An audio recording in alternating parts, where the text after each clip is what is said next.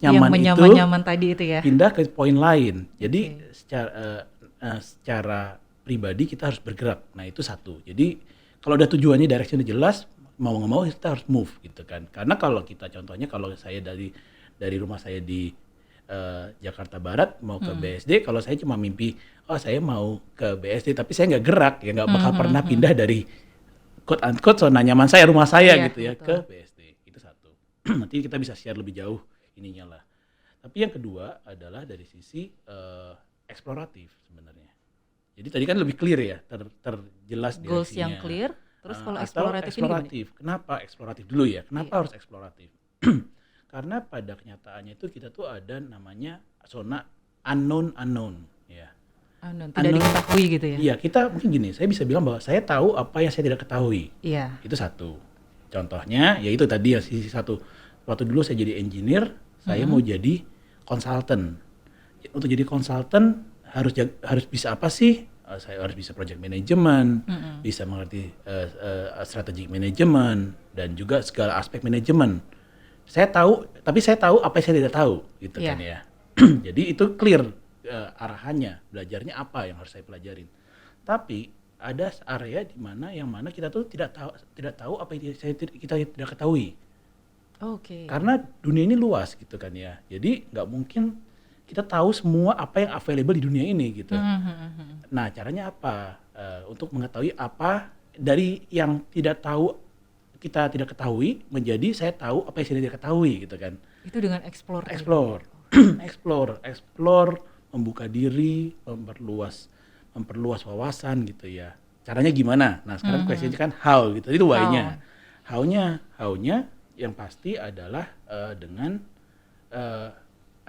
biasanya ada dua sisi nih. Paling simple, perluas pergaulan kan ya. Oh, networking Ya, lagi networking. ya Pak ya. Mau nggak mau harus cari teman yang beda profesinya, beda pola pikir, beda background dengan kita untuk ngobrol. Mungkin kalau untuk ngobrol agak aneh gitu. Ini kok saya lihatnya seperti ini, kok dia ngeliat perspektifnya berbeda. Experience pun mungkin saya dulu experience di lapangan, kok sekarang ini orang experience dari dulu kerja di kantoran gitu kan. Pasti punya view yang berbeda. Experience pun berbeda. Saya suka lari, dia suka main sepak bola gitu. Itu pun beda gitu kan. Nah, dari sana saya lihat dari situ kita akan menemukan sesuatu yang saya nggak pernah tahu tentang kerja di kantoran seperti apa, sekarang saya mengerti gitu perspektifnya. Gitu kan, itu satu ya. Iya, betul. Dan yang kedua, cara eksplorasi kedua yang pasti adalah dengan sumber informasi ya, mencari sumber informasi yang tertulis lah gitu ya. Saya lihat. Kalau tadi kan itu semua informasinya di kepala dan berdasarkan experience. Tapi kalau emang nggak terlalu nyaman networking, tetap aja harus mau. Tapi kalau mau minimalisir sekarang kebetulan zaman sekarang mudah gitu ya. Dulu kan harus baca buku, Iya, betul. harus baca buku. Mungkin nggak semua orang suka baca buku. Saya pun bilang ya secara pragmatik saya akuin, saya baca buku juga baca buku. Tapi saya sekarang belakangan agak shift sedikit, lebih banyak untuk mendengar Audiobook ya Pak. audiobook gitu. Kalau nggak summarize-nya gitu kan ya. Untuk lihat kalau menarik baru saya perdalam gitu kan. Atau juga ya explore internet gitu ya, cari sesuatu. Tapi susahnya kalau explore internet kan kita nggak tahu apa yang kita ketahuin ya. Problemnya. Jadi kita mau harus search apa duluan gitu. Keywordnya apa dulu nih? Iya, betul. Nah, oleh karena itu saya lihat ya memang sebenarnya unfortunately metodologi yang paling tepat sih ya emang harus networking sih. Mungkin dikit-dikit podcast bisa lah ya, podcast yang random aja ikutin terus gitu ya, ikutan subscribe terus nanti kadang mereka kasih apa, ini sesuatu yang menarik gitu. Baru kita perdalam lagi. Iya, I think dua itulah. In summary, satu adalah Clear terarah dengan karena kita pasti semua orang punya mimpi ya. Tapi yang kedua adalah ya harus eksploratif gitu untuk membuka wawasan. Jadi kita tahu ternyata goalnya itu ada macam-macam di yang available di dunia ini ada macam-macam gitu. Nah, saya mau set goal saya kemana? Ujungnya balik lagi ya. Jadi itu harus goes hand in hand dua-duanya itu. Seperti itu sih. I see. Nah, dalam Bapak mencoba tantangan-tantangan itu gitu ya, pernah gagal nggak sih Pak? Atau pernah berbuat kesalahan gitu? Berbuat kesalahan ya. Pertanyaan bagus. Kalau gagal berbuat kesalahan, kayaknya sih semua orang Pasti ya Pak ya, punya pasti ya. pernah lah ya gitu ya. Cuma mungkin kita nggak pernah lihat gitu kan ya, kalau saya lihat ya kan, nggak pernah denger gitu kan. Kenapa? Karena memang kan di eh, dunia media kita ini, di media media kita terus media sosial, jarang dong orang mau posting Iya. saya gagal loh Saya gitu. gagal loh. Pasti Oh yang saya hari diposting ini gagal, berhasilnya saya gitu. sangat happy. Kalau di posting in general ya yang suatu yang berhasil kan Betul, gitu. betul. Tapi yang perlu kita lihat bahwa berdasarkan pengalaman saya dan teman-teman saya pernah ngobrol dan saya bisa cerita sedikit anekdotnya. Semua orang tuh pernah mengalami kegagalan. Pernah mengalami kegagalan. Saya sendiri juga pernah mengalami kegagalan gitu ya. Mungkin ada satu contoh anekdot ini ya, cerita teman saya yang saya nggak bisa sebut namanya. Sekarang dia posisinya sangat tinggi. Dia dulu dia kuliah di 2 universitas besar di Amerika. Mungkin kalau itu nggak apa-apa lah. Dia lulusan Harvard dan lulusan Wharton University of Pennsylvania gitu ya. Nah, kalau kayaknya wah ketika kita lihat hasilnya, kita lihat wah ini kok keren banget ya ini dia ya sebutlah misalnya ini si Boy gitu ya namanya. Boy ini. Si Boy keren banget gitu. Tapi ketika saya ngobrol, ketika saya dekat sama dia, saya ngobrol sama dia cerita, tahu nggak sih Man, waktu itu saya tuh waktu saya kesana mau apply itu sebenarnya GPA saya pun nggak setinggi itu gitu. Bukan GPA. GPA saya nggak setinggi itu dan nggak bakal bisa masuk gitu. Dan dia juga tapi udah pasti nggak bisa masuk lah gitu. Tapi ketika tapi dia put effort banyak gitu ya di hal lain. Jadi secara GMAT itu udah fail lah, pasti fail gitu. Tapi dia put effort banyak dengan tanya ke orang, belajar dan belajar ke alumninya dan juga mencari network untuk dapat endorsement sampai satu poin dia bisa keterima di sana gitu. Jadi banyak aspek-aspek dalam proses itu yang nggak smooth lah ya, nggak sempurna, banyak kegagalan gitu. Tapi nggak bakal pernah diceritain. Iya betul. Nah ini mungkin sedikit aja, saya pun nggak seperti itu. Waktu saya mengambil MBA saya, waktu itu saya mengambil MBA, kebetulan saya beruntung saya keterima di Oxford. Itu pun sebenarnya IELTS saya waktu saya coba pertama, itu tuh nggak mencapai minimum level waktu itu. Dan saya merasa wah saya nggak eligible dong gitu ya untuk bisa masuk sana. Kegagalan ini sebuah proses juga gitu kan ya. Ya kalau saya stop di sana ya udah. Nggak jadi sampai Iya, sekarang dan gitu. outputnya pun udah ya pasti gagal gitu kan. Terus ya. gimana tuh Pak? Gimana Bapak nyikapin? Saya Gagal nih gue, gimana nih nextnya? Saya punya 2 pilihan selalu kan. Saya nyerah, ya sudahlah saya bilang accept ini udah. Ini kebetulan sudah mepet banget itunya ya admission time-nya ya. Jadi udah deadline-nya udah mepet banget. Kemudian saya rasa ya ini kalau saya nggak retake IELTS pun nggak mungkin ada waktu gitu. Saya punya 2 opsi. Saya nyerah saja atau saya continue. Tapi continue gimana? Kalau saya submit, saya ngerasa ya pasti ditulis jelas-jelas di website bahwa IELTS-nya minimum, kalau nggak salah dulu harus minimum 8 atau apa gitu average-nya. Ya udah pasti udah nggak bakal terima gitu. Nah terus gimana? Ya saya coba message, kirim email ke Oxford waktu itu. Saya kirim email, saya bilang, saya tanya, by the way ini profil saya, tapi IELTS saya lebih rendah. Gimana nih? Harus apakah possible untuk apply gitu? Dan yang terjadi mereka bilang, saya telepon besoknya sama orang Oxford. Saya bilang, baru-baru saya kepikiran, waduh, telepon. Ini ada nomor telepon dari Inggris. Saya bilang, ini ada apaan nih? Gitu. Terus telepon, kita dari Oxford. Kita lihat profil Anda menarik loh sebenarnya gitu kan. Kamu engineer gitu. Terus udah shifting sedikit ke consulting. Tapi saya bilang loh, saya kayaknya nggak sempat deh. Mereka nanya kenapa nggak submit aplikasi kamu? Saya bilang IELTS saya nggak mencapai ini gitu minimum requirement. So I was thinking mungkin nanti aja deh saya defer itu saya tahun depan. Bilang loh ngapain? Just masukin aja nggak apa-apa karena sebenarnya kita memang tertulis di website seperti itu, tapi let me tell you, sebenarnya ini secara average loh. Apa kita lihatnya secara keseluruhan ada scoring. Dan ketika IELTS itu memang minimum requirement, tapi karena kamu masukin dulu aja. Kalau kamu pass, nanti kamu perbaikin IELTS-nya nanti aja. Kita kasih conditional ini apa offering letter gitu ya. Nanti kamu ini aja apa perbaikin gitu. Ya udah, saya masukin, ternyata dikasih conditional offering letternya. Ditulis memang IELTS-nya harus perbaikin, tapi saya punya waktu. Iya. Saya perbaikin dan akhirnya saya keterima di sana. Bisa lanjut di Oxford. Iya. Jadi kalau saya lihat tuh berarti Bapak harus aktif nyari cara lain gitu ya. Betul. Normal way berarti aduh gue nggak bisa, terus gue apa nih bisa apa. Dan Iya. itu harus aktif dari Bapak sendiri untuk mencari solusi lain gitu ya. Betul. Jadi kegagalan terjadi. Iya. Tapi yang kita punya kontrol tuh apa yang kita bisa lakukan menghadapi kegagalan tersebut. Kita mau nyerah stop di sana atau kita mau cari alternatif plan ya, alternatif plan untuk bisa overcome itu gitu. Kalau kita udah nyerah stop itu, kalau saya waktu itu sudah stop, udahlah, udah deadline gitu, ya udah berakhir lah semuanya. Sih, menarik banget Pak. Tapi kalau kita ngomongin, mungkin tadi case-nya agak bagus gitu ya, dari Oxford-nya juga welcome dan mau membantu. Tapi terkadang kalau kita di dunia pekerjaan itu kita menerima feedback yang mungkin nggak selalu positif ketika kita gagal atau salah gitu ya Pak. Maybe kita menemukan yang kata-kata yang negatif yang ya put our self down gitu lah ya gitu ya. Terus gimana nih Pak kalau Bapak pernah mengalami, gimana cara menghadapi feedback yang konstruktif lah ya bisa dibilang gitu ya.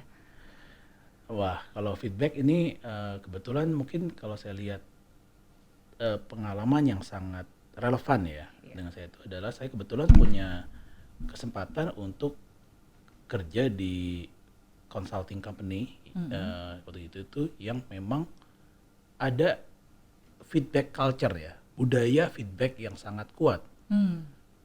Yang mana itu feedbacknya mungkin pada umumnya feedback itu terjadi 6 bulan sekali atau setahun lah ya. Ketika di review ya Pak. Ini saya baru kerja sebulan, saya dipanggil manajer saya, didudukin one on one dikasih feedback.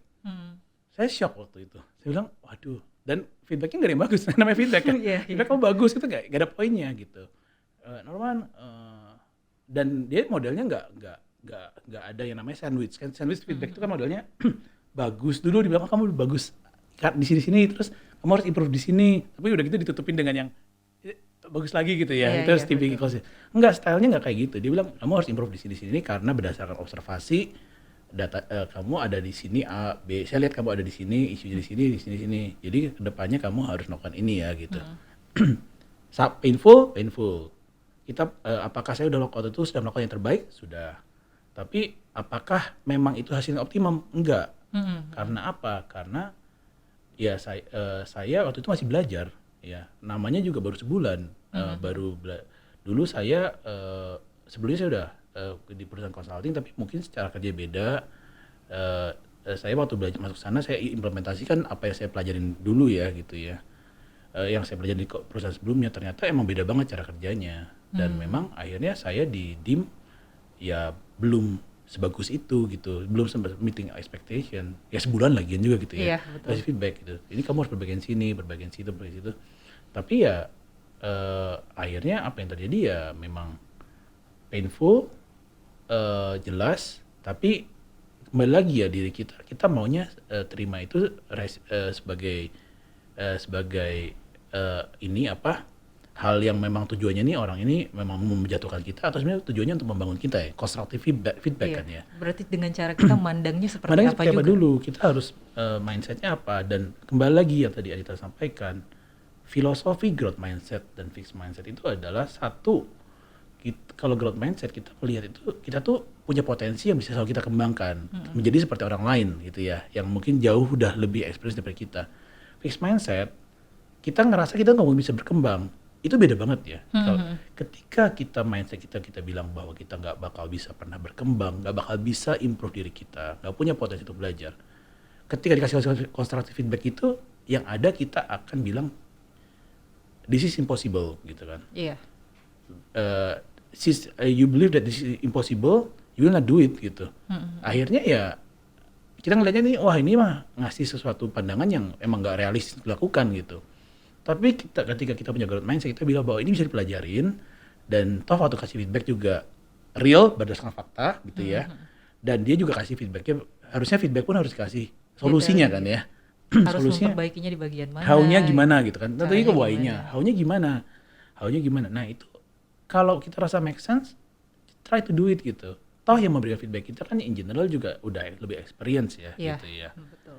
Of course asumsinya tujuannya itu adalah tujuannya adalah untuk membangun kita, dan secara umum saya rasa apalagi di MPM orang positif pasti tujuannya inilah apa, untuk nge-grow nge-grow kita gitu. Jadi itu harus itu. Jadi mungkin saya kalau ini ada quote yang bagus sih. Jadi Warren Buffett pasti semua pada tahu lah, Warren Buffett investor itu. Dia melihat feedback is a gift katanya. Jadi feedback is a gift gitu. Feedback itu adalah sebuah hadiah. Dan sekarang saya pun udah seperti itu. Saya senang banget dapat feedback gitu. Kenapa? Karena orang tuh untuk kasih feedback tuh nggak gampang loh. Iya. Coba misalnya Anita abis ini podcast saya tanya, Anita ada feedback nggak? Kan perlu mikir kan? Iya, Karena betul. kita nggak mau ngasih tahu seseorang yang nggak ada basisnya. Itu harus mikir. Kita harus mikir dulu apa yang terjadi, mengkolek data, dan akhirnya melihat improvement. Nah di situ saya lihat poinnya adalah ini. Kalau diberikan feedback, kita lihat itu ada proses lagi balik, ada proses untuk membuat itu dan diterima dengan baik, karena itu adalah data point buat kita ya, buat kita sebagai personal data atau informasi yang kita bisa gunakan untuk nge-improve diri kita sendiri ke depannya ya, gitu kan. Part of learning lah gitu. Karena kalau apa yang kita lakukan belum tentu benar. Betul. Karena belum tentu benar gitu. Jadi dapat feedback, ya coba dianalisa, dibaca, dan direnungkan untuk improvement berikutnya. Jadi sekarang saya gitu, saya juga masih aktif kasih feedback ke tim saya, dan saya juga nanya juga secara proaktif ke tim saya, ada feedback nggak buat saya, karena saya even sebagai leader akan tetap aja perlu ada improvement sehari-hari kan. Nah di sana ya saya tetap nanya, karena emang itu juga gitu. Waktu dulu juga saya selalu diminta untuk ada feedback juga nggak untuk itu gitu, untuk saya gitu, karena is part of 360 feedback kan ya gitu sih. Jadi kalau bisa disimpulkan itu, gimana pun isi feedback itu adalah hal yang baik untuk kita terima gitu ya Pak ya. It's a gift. Iya, it's a gift gitu. Jadi gift-nya pasti berdasarkan proses-proses yang sudah orang lain itu sudah luangkan waktunya untuk berpikir, untuk membantu kita improve gitu ya Pak. Betul. And then kita juga harus aktif juga, nggak harus menunggu. Barangkali kalau orang yang nggak ngomong apa-apa, kita bisa tanya juga gitu ya. Wah, ada itu feedback nggak sih buat poin gua bagus gitu sekali. ya. Itu karena ketika kultur di budaya itu bukan budaya feedback gitu ya. Mungkin di budaya Indonesia kita kan juga bukan, itu natural tendency kita untuk memberikan ya budaya kita kan emang bukan budaya yang apa ya, straightforward ya. Iya. Ya yang banyak secara bahasa itu kita tuh penuh, istilahnya itu apa ya, high context language atau apa gitu. Iya, Jadi iya, Pak. ngomong itu nggak straightforward gitu kan. Jadi it's not our, dan kita tuh nggak pengen bikin orang sakit hati kan. Itu tipikal budaya kita lah gitu. Nah tapi ya memang it's not our natural tendency, makanya emang benar yang kata tadi Anita sampaikan, penting sekali kita juga secara proaktif meminta gitu ya. Ya minta hadiah ya tadi ya, Minta gift ya. hadiah gitu ya. Iya, karena ya itu adalah ruang untuk kita untuk memperbaiki lebih lanjut ya. Nah, seperti itu. Oke, menarik banget Pak. Teman-teman kalau misalnya ada yang mau ditanyakan, mungkin ada sharing, iya kalau pengalaman saya di kerja kayak gini, gimana ya Pak Norman, bisa langsung tanya nih, tinggal di typing aja di kolom komentar atau kolom chat kita ya. Lanjut nih Pak, ini masih tentang berhubungan dengan orang lain atau rekan kerja lah gitu ya. Terkadang kita juga menemukan ada masanya gitu, kalau ada datang orang baru yang maybe itu lebih ahli daripada kita gitu, punya kemampuan yang jauh lebih besar daripada kita, terus ya nggak manusiawi lah kalau kita tiba-tiba merasa kecil dan takut gitu ya. Aduh gimana nih posisi gue nih, keancem gak nih gitu. Kalau dari Bapak sendiri tuh menghadapi yang kayak gitu tuh gimana sih Pak? Oke, jadi pertanyaannya lebih ke Ini kalau ada yang orang baru yang lebih expert dari Iya, kita gitu, lebih pengalaman, kita harus gimana ya iya instead of betul. merasa terancam kan ya. Eh, Mungkin gini dulu, nyamain dulu ya persepsi bahwa umum banget saya pun akan mengalami rasa terintimidasi kayak mungkin ya. Ya, Iya, aduh ini orang pinter banget gitu, pinter banget gitu. expert banget di area dia gitu. Kok bisa ya gitu? Saya ngomong takutnya salah gitu, nanti takutnya kelihatan agak bego gitu. Ini kurang-kurang experience gitu. Tapi eh, namanya di atas langit kalau ada langit ya, itu satu kan ya. Jadi nggak akan mungkin kita tuh akan jadi super expert di satu area gitu. Selalu aja ada yang akan lebih expert di sana. Itu satu. Eh, dan yang kedua, prosesnya pun juga untuk menjadi expert itu ada proses gitu ya. Yang mana mungkin kalau ada yang pernah baca Malcolm Gladwell, buku judulnya Outlier, ada namanya rule of 10,000 hours rule. Untuk seseorang yang untuk menjadi seorang yang expert di bidang itu tuh harus mengerjakan pekerjaan itu selama 10.000 jam. Wow, Wow, itu wow. berapa lama ya gitu Iya, ya? In overall 5 tahunan lah. Itu yang disebut sampai itu udah levelnya expert ya. expert. Nah, jadi kita harus ingat bahwa orang tersebut bisa jadi expert pun melalui proses. Hmm. Heeh. Yang mana itu juga saya pelajarin di situ ya. Waktu dulu saya masuk consulting, terus saya ngelihat sesuatu kok teman saya yang udah lebih lama di consulting, even lebih muda-muda dari saya, karena kan saya kan dulu engineer tuh 5 tahun baru masuk consulting. Itu tuh mereka ada yang udah 5 tahun lebih dulu di consulting, yang masih lebih muda. Jadi waktu saya 5 tahun yang sebagai engineer, mereka 5 tahun sebagai konsultan gitu kan ya. Udah menjadi expert gitu ya, Pak. Iya, mereka jauh lebih bisa misalnya menstrukturkan idenya, memecahkan masalah. Mungkin memecahkan masalah sama lah ide, tapi menstruktur ide dan mengkomunikasikannya menjadi sebuah ide yang mudah dicerna oleh orang-orang gitu ya. Sebenarnya kok bisa ya mereka ya gitu ya. Iya, Mereka kan lebih muda dari saya gitu. Ya, tapi mungkin kalau kita lihat on the flip side ya, kita lihat dari sisi ini dari case berbeda.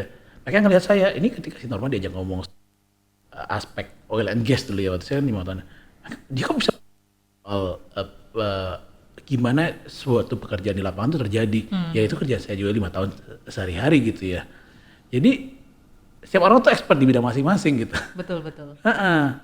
Nah, dan mereka akumulasikan expertise berdasarkan experience dan learning itu kan ya, terus menerus gitu. Jadi ya kembali lagi, eh, terintimidasi jelas ya, apalagi dulu terintimidasi dong sama yang lebih muda-muda gitu, yang lebih jago-jago. Iya, tapi of course ya memang that's the fact lah, memang ya umur itu kan cuma sebuah number ya. Iya. Ujung-ujungnya itu adalah apa? Adalah ya seberapa lama orang itu sudah di bidang itu. Kedua, apakah dia actively untuk improve skill dia, ya kan ya? Apakah actively belajar? Apakah actively mencari mentor untuk terus mengembangkan expertise-nya itu sampai di level keahlian yang sampai di saat itu. Jadi ya jangan iri kalau dia sampai level situ. Question-nya mungkin bukan ini orang pintar banget, tapi Gimana bagaimana sih caranya dia bisa seperti itu? Gue bisa nggak ya kayak gitu juga? Gue bisa nggak kayak gitu? Bisa. Iya, kalau bisa, saya rasa kembali ke growth mindset, pasti orang bisa gitu.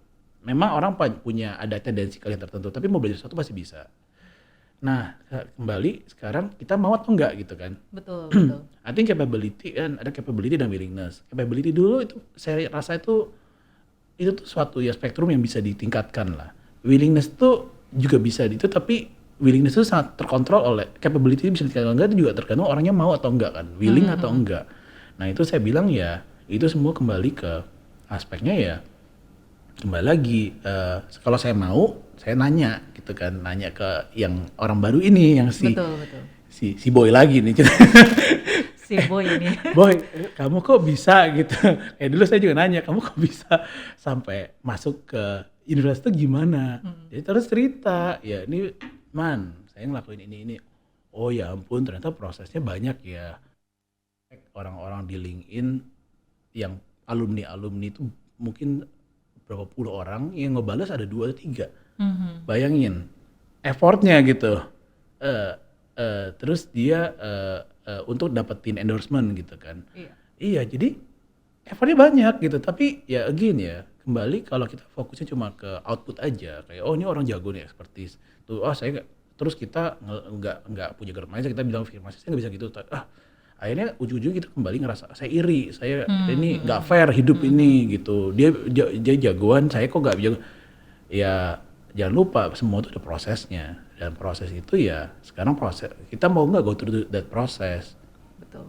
Kalau mau, if you are willing, then start dulu willing dulu ya. Then you need to know how gitu kan, how-nya. Kan tadi udah tahu, saya mau seperti orang itu ada goal-nya. Saya mau, sekarang tanya, jadi sekarang how-nya kan. How-nya banyak, belajar. Dan you'll be surprised bahwa semua orang yang udah mencapai suatu expertise, ditanya very happy untuk Sharing. share. Iya. Karena mereka they are proud that they are the expert in that field. It is a validation for them juga bahwa wah saya ini gak ada yang pelit rata-rata. Lagian juga gak yang pelit karena in general informasi dan ilmu tuh udah sangat democratize juga. Kok cari di mana-mana, mau tanya AI juga bisa ngajarin gitu kan. ChatGPT bisa ngajarin, apa ngajarin. Tinggal sekarang kita mau atau enggak gitu. Gitu sih. Luar biasa. Jadi kita harus open minded dulu kalau selalu akan ada orang yang lebih baik dari kita, yang lebih jago, dan itu normal terjadi gitu ya Pak ya. Iya, open Kita minded harus aja. berbesar hati, orang itu sudah melakukan sekian banyak tantangan untuk bisa di posisi itu. Dan Iya. kita apakah mau terus-terusan terintimidasi, merasa kecil, atau kita mau ini jadi inspirasi nih buat kita. Gue pengen nih kayak dia nih. Gue Setuju. tanya nih dia gimana Setuju. sih caranya gitu. Iya, Itu bahkan minta aja jadi mentor kita. nah, kan. betul, menjadi mentor atau jadi coach gitu ya Tapi Pak ya. lepas dulu nih strip egonya dulu nih. Iya. Ego kita gitu. Wah, saya lebih tua, kenapa harus saya tanya ke dia gitu. I've been there gitu kan ya. Saya 5 tahun itu saya konsultasi itu benar-benar kayak hilang 5 tahun saya itu karena agak nggak relevan gitu aja. Kerja sebagai engineer, tapi ya if you're willing to strip your ego, be open minded, saya suka itu. Possibility akan open gitu ya, saya lihat ya. Betul. Oke, saya mau bahasnya masih tentang berhubungan dengan orang-orang ini ya Pak ya. Kalau kita tadi saya bicaranya ketemu dengan orang yang maybe lebih expert dari kita, ya pokoknya lebih positif lah ya gitu ya, secara keterampilan ataupun pengalamannya gitu. Lalu gimana kalau misalnya kita berada di tim, atau ya kita misalnya seorang leader punya tim yang ya gitu tadi punya fixed mindset, atau saya punya peer to peer yang ya udahlah nih misalnya tim saya sendiri kayak udahlah nih gini aja kita udah nggak bisa gitu. Atau mungkin saya punya menghadapi leader yang fixed mindset gitu. And then pertanyaannya gimana sih kita pertama nih nggak ikut-ikutan menjadi fixed mindset. Iya. Kedua, apakah kita harus nge-grab orang-orang ini biar kita, karena gimana pun kalau kita sudah berbicaranya konteksnya perusahaan nggak bisa bergerak sendiri gitu ya Pak ya. Setuju.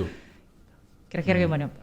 Jadi yang pertama pertanyaannya adalah mungkin lebih ke aspek kalau ini ya peer-nya ya. Kalau peer-nya kita agak fixed mindset gitu ya, Iya, banyaknya memilih fixed mindset. Dan yang kedua tadi pertanyaannya adalah lebih ke gimana kalau kita menghadapi orang ini tuh ya kita biarin aja atau Atau kita biarin aja. ajak juga nih ada gitu. juga. Mungkin satu yang supaya nggak ke-drag dulu lah ya gitu ya. Ini pertama handle diri sendirinya gimana, kedua mau influence atau enggak gitu mungkin Iya, ya. betul. Jadi ya kita kadang-kadang nggak bisa kontrol ini ya environment kita kan ya kadang-kadang ya apalagi kalau tempat kerja ya, kalau emang kulturnya seperti A ya kita kadang-kadang harus terima, karena ngerubah kultur di suatu tempat kerja itu nggak mudah gitu. Betul kan sekali. ya. Untuk itu yang pasti kita ada punya option kan, kita mau ke bawah atau enggak. Pertama, nah questionnya ke bawah atau enggak itu sangat tergantung juga dari sisi kalau saya lihat ini ya, kita mau ini enggak ke bawah atau enggak. Oh gini, ke bawah atau enggak itu mungkin dari sisi ini, dari sisi kalau kelama-lamaan di situ terus terus kita nggak melakukan sesuatu pasti ke bawah. Karena ada konsep di mana kita tuh afraid dari 5 orang yang ada di sekitar kita. sekitar kita. Jadi ya kalau kita nggak melakukan sesuatu, kita akan ke bawah. Kita akan menjadi bagian dari mereka gitu. Iya, kita akan itu karena mindset kita kan secara nggak sadar pun lama-lama ke bawah gitu ya. Nah, tapi kita punya choice lagi nih. Kita kalau mau ke bawah ya udah kita do nothing gitu. Betul. Tapi kalau kita mau mencegah itu karena yang uncontrollable kayak culture, kayak peers kan ya udah kita timnya itu kalau kebetulan kita bukan leader kita nggak bisa. Betul. Saya nggak mau dong sama tim dia, nggak bisa lah ya. Unfortunately ya kita realistis saja. Tapi ya kalau misalnya kita mau tetap nggak ke bawah, ya kita harus ngebalance itu gitu. Ngebalance itu dengan memiliki komunitas atau memiliki teman-teman yang bisa membawa kita ke aspek growth mindset gitu kan ya. Toh kita kan nggak kerja 24/7 jam ya gitu kan. Kita punya weekend, punya post after working hour gitu untuk itu ya. Coba stress ourselves gitu untuk ketemu yang tadi kembali ya ke teman-teman yang mungkin lebih sukses daripada kita atau kerja di bidang kita, di luar area kita, atau teman-teman yang kita lihat kok ini orangnya banyak belajar ya, banyak ilmunya. Coba aja ngobrol gitu, buka wawasan gitu kan. Jadi kita at least kita ngebalance sisi itu ya gitu. Inputnya jadi nggak cuma dari orang-orang yang ada di kantor aja. Kalau misalnya kita menemukan itu ya Pak ya. Tapi kita bisa juga cari circle lain yang lebih membantu kita untuk menjadi growth mindset gitu. Iya, that's starting point. Dalam melakukan perubahan harus dari diri sendiri kan. Betul. Kalau kita udah ke bawah the pack, ya sudah. Kita akan jadi afraid dari 5 orang tersebut yang growth mindset, yang fixed mindset. Tapi questionnya kan, terus nggak boleh dong teman-teman fixed mindset, nggak juga lah, gitu kan. I think it's a choice kan, gitu ya, it's a choice karena ada orang yang kadang-kadang growth atau fixed itu kan spektrum ya. Kadang-kadang ada satu poin orang pengen, saya mau nge-push diri saya terus, belajar terus. Satu poin, aduh saya agak slow down deh, gitu. Saya mau jaga stabilitas. Kebetulan anak saya lagi grow up nih, gitu. Saya nggak bisa nge-stress, saya nggak bisa ada waktu untuk belajar terus ya. Realistis aja lah, gitu. Nggak mungkin soal kita nge-push terus. Tapi ya kita yang diri kita sendiri juga kita harus bisa ngebalance gitu kan ya. Itu satu. Dan jadi itulah mungkin poinnya mendiversifikasi network kita ya gitu ya. Nah, asumsi nih kita sudah ngebalance, kita jadi udah punya growth mindset. Nah, questionnya gimana menginfluence sekitar kita kan? Betul. Karena ya tetap aja buat saya yang paling bagus memang ya in my personal opinion adalah work environment yang punya growth mindset dong gitu kan. Dan kita pengen dikelilingin itu karena bayangin kalau ada 2 atau 3 dari kalau ada satu tim yang growth mindset setengahnya itu tuh impact-nya akan eksponensial gitu ya. Iya betul. Gitu. Jadi nggak cuma growth lagi tapi eksponensial growth-nya gitu kan. ya Pak ya. Nah, dan akan menginvolve yang lain gitu. Akhirnya semua ikutan jadi growth mindset. Nah, itu gimana? Satu, kita sudah jadi growth mindset. Kedua, gimana? Nah, ini experience pribadi ya. Kalau ini nggak ada frameworknya lah, nggak ada teorinya. Nah, ini adalah ya simpelnya kita tunjukin impact-nya kalau kita punya growth mindset gitu aja simpelnya. Jadi change agent aja gitu. Jadi change agent. Kita bawa ide baru, terus implementasikan, dan mereka lihat wow, terus mulai pelan-pelan nge-influence gitu ya ke teman-teman sampai oh iya juga ya, teman kita lihat oh ini bagus juga ya gitu, bagus juga ide kamu. Akhirnya mereka kan mulai mulai mencoba mengimplementasikan ide tersebut juga. Terus ada juga misalnya caranya adalah saya sering mengirim ke tim yang selevel misalnya juga nggak harus saya leader. Saya suka membagikan artikel, suatu artikel tentang yang kadang-kadang di luar ini gitu, di luar ranah pekerjaan kita gitu. Atau mungkin agak dekat ada di ranah tapi agak expand lebih luas. Misalnya kita bicara soal misalnya di MPM Rent, kita bicaranya kan industri rental, tapi kita share sedikit lebih luas tentang kondisi otomotif di dunia, kondisi terus kalau nggak AI, perkembangan AI atau ChatGPT di dunia, yang mana kayaknya kan apaan sih ini nggak ada hubungannya gitu, tapi ketika dilihat lebih jauh ternyata ada gitu kan ya. Ini impactnya jangka panjang. Nah Nah itu lama-lama orang kan mulai tertarik tuh. Tapi nggak bakal bisa terjadi dalam waktu dekat. Itu Betul. akan pelan-pelan sampai satu poin kita akan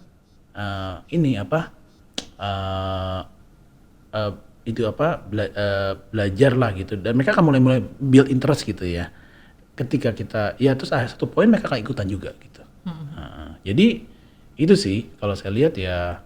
Mungkin contoh nyatanya ya kayak waktu saya di satu company saya yang ada satu company saya join, terus ini semua orang pakai cara kerjanya pakai Excel gitu kan ya, pakai Excel mungkin yang relevan lah Excel gitu. Saya bilang, aduh gitu. Dulu saya belajar Power BI dari teman di MPMRN. Saya waktu itu mereka pakai Power BI. Terus kalian cara kerjanya kayak gini manual banget gitu kan. Mereka bilang, waduh iya tapi ini mudah gitu kan itu. Saya bilang, ya udah terus saya bikin ini metadatanya sih saya bikinin Power BI terus saya share ke mereka. Saya lihat mereka melihat wah bagus ya gitu. Tapi awalnya nggak tertarik. Ya udah oke, bagus ya gitu. Ya saya biarin. Terus ketika mereka ada masalah, ini saya bilang masalah prosesnya lama gitu udah pakai Excel, saya pakein Power BI 5 menit jadi. Dan bisa direplikasi berulang-ulang. Dan mereka bilang satu poin mereka lihat loh. Kok enak ya kamu kerjanya ya gitu ya.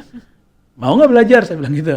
Saya juga dulu pakai Excel, tapi saya belajar gitu. Dan saya sekarang sudah mencapai, saya hampir kerja 5 tahun pakai ini. Saya udah mencapai level expert level. Mau nggak belajar gitu ya. Mereka satu poin mereka sendiri yang udah mana ajarin dong gitu. Ya udah kita bikin training dan akhirnya mereka sekarang udah mulai pada pakai gitu ya. Ya itu kan proses ya. Betul. Proses belajar. Apakah ada benefit buat saya? Sebenarnya enggak juga. Tapi ketika itu mereka mulai, oh ini kayak ternyata saya bisa berubah cara kerja saya gitu. Nah sekarang saya mulai pakai untuk project manager saya pakai Asana misalnya. Terus mereka ngelihat kok enak ya, mereka si Norman manage projectnya kok mudah gitu. Satu poin orang lihat itu dan mereka lihat lu pakai apa sih, pakai Asana. Dan satu poin tiba-tiba mereka coba-coba sendiri terus mereka mulai tanya-tanya gitu. Iya. Jadi ya ketika kita mau jadi agent of change, kita harus mereka harus trust dulu ke kita juga dong. We need to walk the talk gitu kan ya. Kita harus melakukan juga gitu. Si Norman selalu bawa inovasi atau membawa solusi baru nih gitu. Nah gimana satu poin mereka pun mulai itu dan mereka mulai explore, mulai ngelihat oh ternyata kerja saya jadi lebih mudah nih dengan kalau saya keep improving myself, keep learning dan mengimplementasikan inovasi baru dalam cara kerja saya. Akhirnya jadi berkembang nih. Betul. Geng saya ya, yang growth mindset ini mulai berkembang dan satu poin, eventually bahkan manajer di tim saya pun akhirnya leadernya di tim itu pun akhirnya adopt itu juga karena ngeliat kok tim saya malah pada menggunakan ini apaan nih. Tool baru apa nih ternyata oh ini menarik yuk kita implementasikan semua akhirnya diformalisasikan menjadi tool. Dan itu ketika sudah terjadi di satu tim itu gila perbaikannya banyak sekali ya Pak. Betul. Terus nanti ya itu baru satu level individual jadi ke tim. Satu tim menjadi ke tim-tim lain juga gitu kan. Eventually company wide gitu. Nah memang bisa lebih cepat lagi kalau ditambahin dengan support dari leader ya. Iya. Jadi ada bottom up dan top down gitu. Tapi ya itu mungkin di konteks organisasi ya kita kalau punya satu aja growth mindset itu akan bisa merubah banyak orang ya apalagi di satu tim gitu. Apalagi kalau kita punya banyak orang yang growth mindset, satu poin kultur pun akan berubah. Betul. Nggak singkat. Betul. Definitely. Nggak doesn't happen overnight, doesn't happen in a week's time, tapi bisa terjadi. It will happen eventually gitu sih. Oke, kita hampir 1 jam nih Pak, nggak kerasa gitu. Saya mau ngasih pertanyaan terakhir. Actually kalau kita punya growth mindset, terus-terusan belajar, terus-terusan nyoba hal baru, yang punya skill sekarang di upgrade, udah punya ini nyoba lagi yang baru, itu melelahkan ya Pak ya. Akan banyak ada, kita mungkin mengorbankan waktu di luar pekerjaan, terus kita punya waktu istirahat kita korbankan untuk itu gitu ya. Akan ada banyak extra effort lah yang kita lakukan untuk itu gitu. Gimana caranya untuk mulai gitu ya, merelakan itu terus kayak kalau ada rasa ragu-ragu, "Duh, gue bisa nggak ya nyoba ini gitu, gue bisa nggak ya gitu." Itu come up dengan perasaan-perasaan seperti itu gimana ya Pak? Biar nanti teman-teman MPM Brain ini bisa memulainya dengan, oke, gue juga bisa nih gitu. Lebih ke ininya ya lebih ke sebentar ya, sorry. Boleh Pak, silakan. Lebih ke ininya gimana startnya gitu ya. Ini ya kalau gini. Ini saya ngambil moto dari ini nih, dari perusahaan saya sebelumnya. Ini ada satu, dimulai dulu aja, pasti ada jalan. Kayaknya saya kenal ya. Iya, tapi gini. Jadi kayak sekarang harapannya setelah ngobrol-ngobrol ini, saya bilang, saya mau ngubah nih mindset saya jadi fixed mindset, growth mindset. Startnya gimana? Jadi ada pepatah, a journey of 1,000 miles start with a single step gitu kan. Kita harus mulai dulu gitu kan ya. Mulai start dulu aja gitu. Startnya seperti apa? Nah, ini saya kasih anekdot saya. Mungkin garis besarnya gini. Dulu saya gini, 10 tahun udah hampir 10 tahun ini saya ngeset target ke diri saya untuk setiap tahun saya melakukan satu sertifikasi.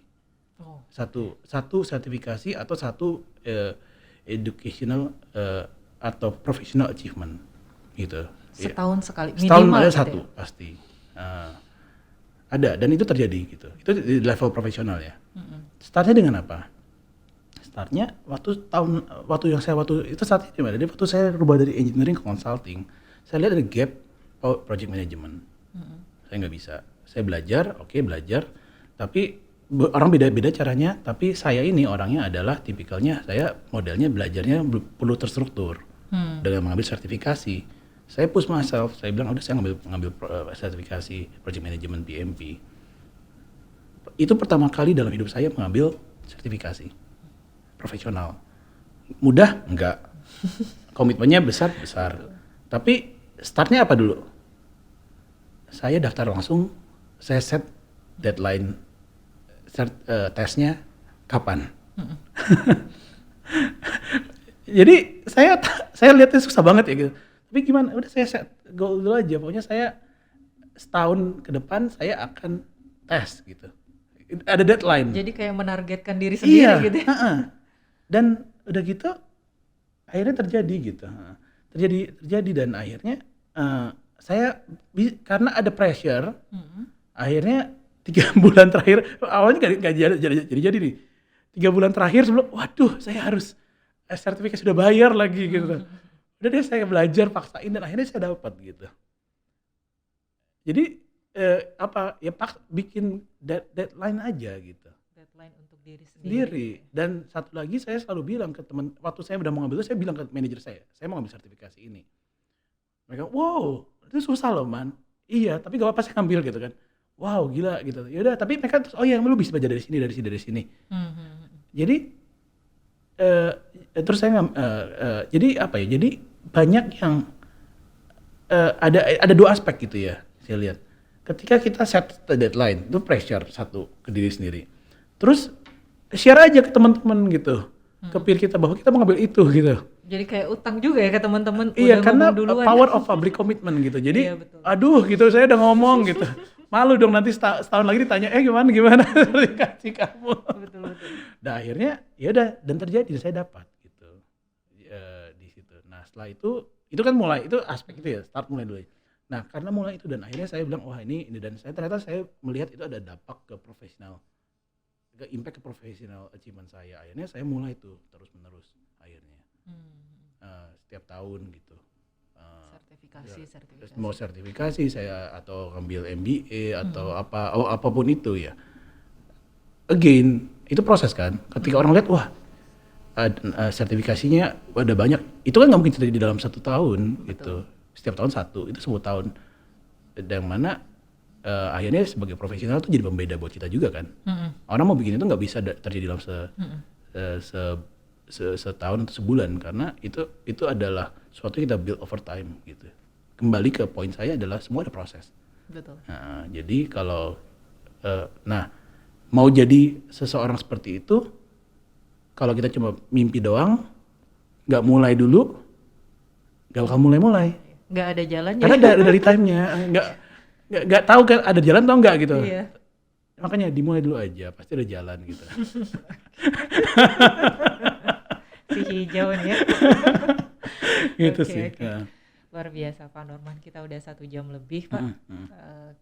Thank you sekali lagi Pak untuk share Sama-sama. di pagi hari Iya. ini gitu. Banyak banget ilmu yang secara tersirat dan tidak tersirat bisa menjadi bahan buat teman-teman MPM Ren ini buat yuk berubah gitu. Oh, ada pertanyaan Pak. Sebagai penutup nih Pak, ada pertanyaan dari Ibu Happy gitu. Oh, halo. Oh enggak, sapaan aja Pak ternyata. Dari Bu Happy, nanti boleh ya Bu Happy setelah ini Pak Norman di-tapin waktunya. Iya. Disamperin aja Bu Happy. Iya. Halo Bu Happy. Halo Bu Happy. Oke, Pak Norman, kita tutup aja ya Pak ya. Iya. Thank you sekali lagi Pak Norman, sampai jumpa. Terima Mungkin kasih. Bapak bisa main-main lagi atau kita ketemu di lain kesempatan. Iya, terima kasih banyak ya Anita buat waktunya. Nah, Oke. sangat seru ya. Siap. Terima kasih teman-teman MPM Ren Squad. Silahkan melanjutkan aktivitasnya kembali. Kita ketemu lagi di sesi Credo Talk selanjutnya. Selamat pagi. Baik.